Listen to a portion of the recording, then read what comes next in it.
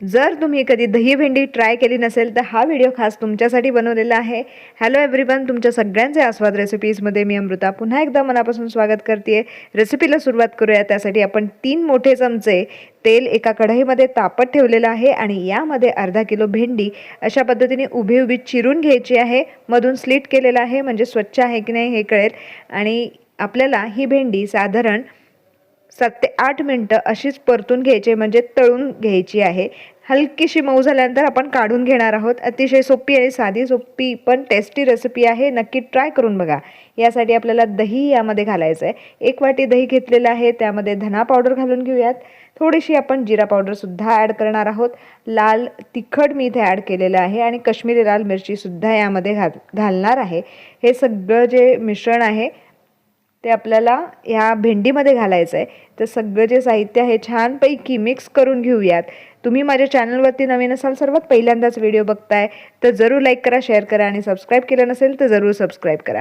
आता यामध्ये मी 1 चमचाभर भाजलेलं बेसनसुद्धा ॲड केलेलं आहे, म्हणजे भेंडी जी आपण बनवणार आहोत त्याला छान घट्टपणा येतो। आणि सगळं साहित्य मिक्स करून झाल्यानंतर बाजूला ठेवूयात। इथे भेंडीसुद्धा जी आपण परतायला ठेवलेली आहे ती मस्तपैकी मऊ झालेली आहे, ती बाजूला काढून घेऊयात आणि सेम कढईमध्ये फोडणी करणार आहोत।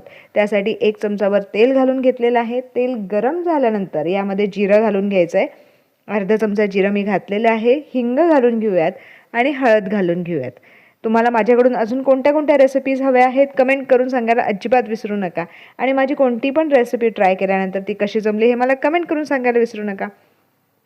इथे 3 मी हिरव्या मिरच्या यामध्ये बारीक चिरून घातलेल्या आहेत। 2 मोठे कांदे यामध्ये घालायचे आहेत बारीक चिरून आणि आलं लसणाची पेस्टसुद्धा घालायची आहे। सगळं जे साहित्य आहे छानपैकी मिक्स करून घेऊयात। कांदा हलकासा मऊ झाल्यानंतर जे आपण मिश्रण तयार करून ठेवलेलं आहे दह्याचं ते यामध्ये ॲड करायचं आहे। अतिशय छान आणि मस्त रेसिपी आहे, तुम्हाला नक्की आवडेल। जे भेंडी खात नाहीत त्यांना सुद्धा तुम्ही अशा पद्धतीची दही भेंडी नक्की बनवून खाऊ घाला आणि त्यांना नक्की आवडेल।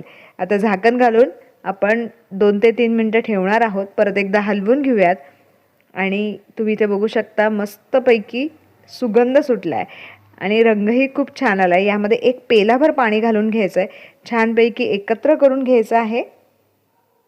नेहमीच्या आपण पद्धतीने जी भेंडी करतो त्याच्यापेक्षा थोडीशी वेगळी ही भेंडी आहे, पण तुम्हाला नक्की आवडेल। यामध्ये गरम मसाला मी घालून घेतलेला आहे आणि मिक्स करून झाल्यानंतर जी आपण तळून घेतलेली भेंडी आहे ती यामध्ये ॲड करायची आहे।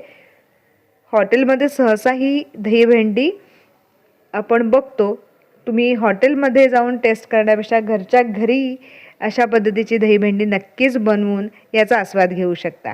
छानपैकी मिक्स करून घेऊयात।